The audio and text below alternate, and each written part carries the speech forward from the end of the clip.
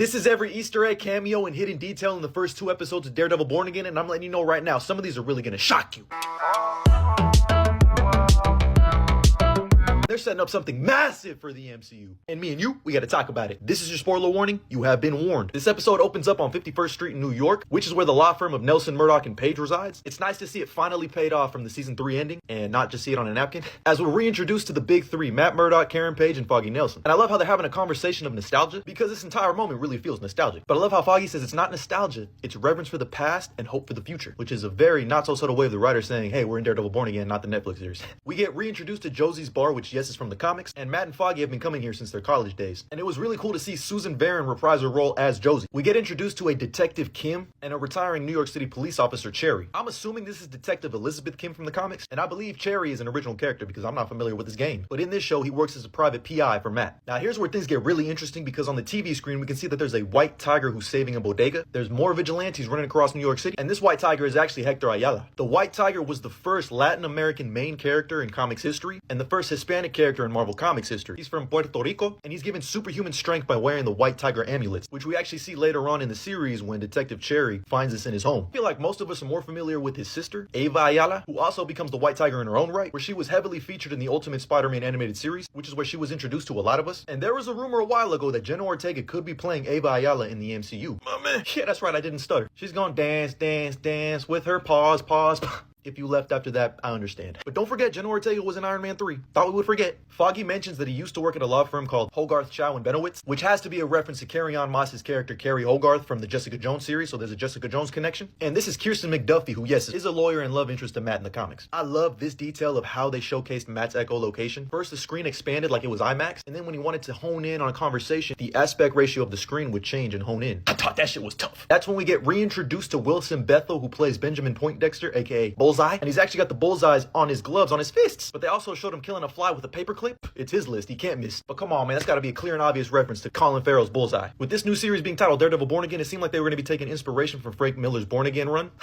Where Karen Page is murdered, but instead he shoots Foggy. But Dex purposely lets Karen live just so he can aura farm and tell her, hello, Karen, which is a callback to season 3 of Daredevil when they're in the church. But a lot of people miss that Karen had that fucking thing on her. She was ready to Wesley that man. Now my dog Foggy ends up dying, but there is a run in the comics where he fakes his death, and I just feel like I'm coping at this point because ain't no way he's gonna be. No. Now in the comics, Bullseye actually kills Karen, not Foggy, and he kills her using Daredevil's Billy Club, which was the same way that Colin Farrell's Bullseye killed Electra Nachios' dad in the 2003 movie. And in season 3 of Daredevil, they had us worried that he was gonna kill Karen, but they faked this out and killed Father Lantom instead? Not you, Father. You, Father. Father Lantom, who by the way is played by Peter McRobbie, who was in Spider-Man 2. I always find a way to put my goat in there. Obviously, the entire fight between Bullseye and Daredevil was an homage to all the one-take action sequences from the Daredevil Netflix series, but this one does not hold a candle to any of those. When Matt finally stops Dex and asks him why he did it, he just starts laughing in his face. That's Bullseye. That's comic, he's a fucking psycho. When Matt tossed Bullseye over the ledge and turned him into fucking street gum, I thought he was for sure dead. But a nice little subtle detail I liked is that Karen thought it was Matt at first. Mind you, she's still struggling with the fact that Foggy's dead right in front of her, so when she looks back, she lets out a sigh of relief. But thanks to this shot in the trailer, we know that he's going to return some way, somehow. And this might be their way in to experiment with adamantium on him and give him his various adamantium bones. And hopefully a super comic accurate suit. And hopefully an appearance in a comic accurate version of the Thunderbolts. Especially with the way that Brave New World ended. We get reintroduced to Big Willie the only way we know how, with this fat ass eating an omelet, which is his breakfast of choice. This man thinks he's in the bear. Yes, chef! We learn that Vanessa has been running shit while Wilson Fisk has been recovering. And we learn that they're in control of the 5 families of boroughs of New York. And one of them's wearing a tracksuit. So is the Tracksuit Mafia back? This was an organization that the Kingpin controlled in the Hawkeye series. If you'll remember, Fisk was shot in the face by Echo, had an eye patch and was recovering from it in the entire Echo series, and then Echo herself made him face his past traumas, which is probably why he's trying to do something good, and is the reason why he wants to run for the mayor of New York City. We get introduced to by far my favorite edition in Born Again that wasn't in the Netflix series, the BB Report. It's basically street interviews with actual people in New York. I love that, it really gives character to New York City. And BB Urich is actually the niece of Ben Urich. Listen man, I don't know how many more mommies I got in me, so I'm gonna just say this bluntly, this woman right here is beautiful. That's right, that Ben Urich. This is my mother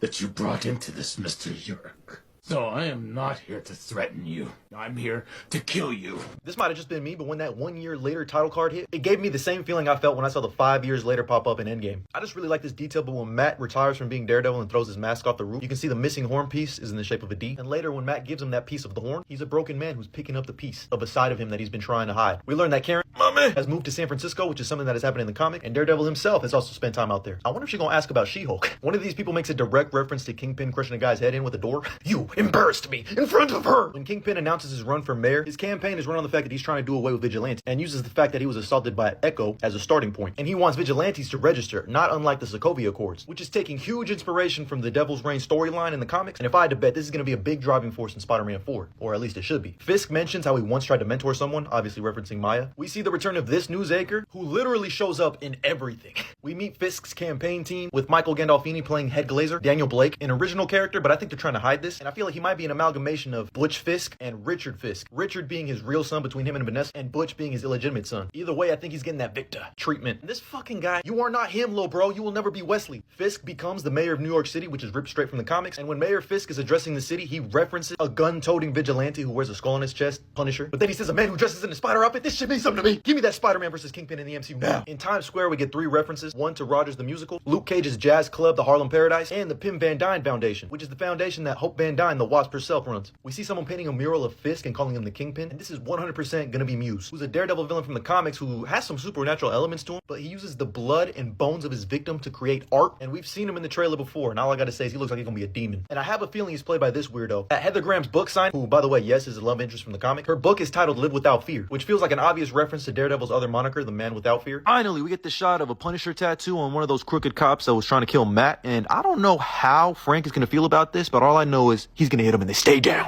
And man, that was just the first 2 episodes. But these were all the Easter eggs, cameos, and hidden details that I was able to find. Let me know if you found some down in the comments below. And as always, like and follow if I'm out.